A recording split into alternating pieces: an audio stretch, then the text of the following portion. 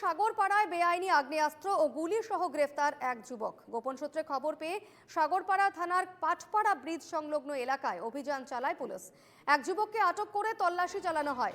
তার কাছ থেকে একটি দেশি পিস্তল, 4 রাউন্ড গুলি ও একটি ম্যাগাজিন উদ্ধার করে পুলিশ। এরপরই ওই যুবককে গ্রেফতার করা হয়। আমাদের সঙ্গে এই মুহূর্তে টেলিফোনে রয়েছেন প্রতিনিধি বিনয় রায়। বিনয়, কি তথ্য রয়েছে এই মুহূর্তে? সম্ভবত যোগাযোগ বিচ্ছিন্ন হয়েছে, আমরা কথা বলবার চেষ্টা করছিলাম প্রতিনিধি বিনয় রায়ের সঙ্গে। জানিয়ে রাখি, মুর্শিদাবাদের সাগরপাড়ায় বেআইনি আগ্নেয়াস্ত্র সহ গুলি সহ গ্রেফতার করা হয়েছে এক যুবককে। গোপন সূত্রে খবর পেয়ে সাগরপাড়া থানার পাটপাড়া ব্রিজ সংলগ্ন এলাকায় অভিযান চালায় পুলিশ এবং সেখান থেকে এক যুবককে আটক করে তল্লাশি চালানো হয়। তার কাছ থেকে একটি দেশি পিস্তল, 4 রাউন্ড গুলি এবং একটি ম্যাগাজিন উদ্ধার করে পুলিশ।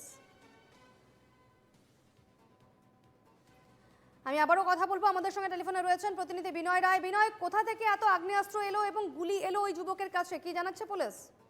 দেখো, এই আগ্নেয়াস্ত্রগুলি কোথা থেকে এলো এবং এই কোথা থেকে নিয়ে যাওয়া হচ্ছিল, কি কারণে এই অস্ত্রগুলিকে মজুত করা হয়েছিল, এই সমস্ত কিছুই তদন্ত করছে কিন্তু সাগরপাড়া থানার পুলিশ। তবে যেটা খবর পাওয়া গেছে, গতকাল গোপন সূত্রে খবর পেয়ে সাগরপাড়া থানার পুলিশ ওই সাগরপাড়া থানারই অন্তর্গত পাঠাপাড়া ব্রিজ সংলগ্ন এলাকা থেকে অভিযান চালায় এবং সেখানে এক সন্দেহভাজনকে জিজ্ঞাসাবাদ করে এবং তার কাছ থেকে উদ্ধার হয়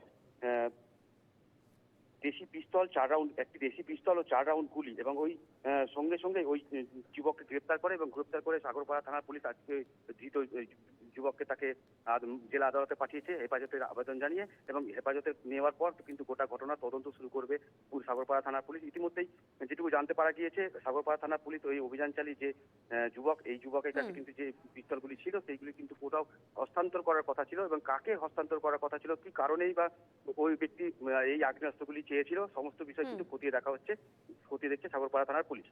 বেশ, ধন্যবাদ বিনয়।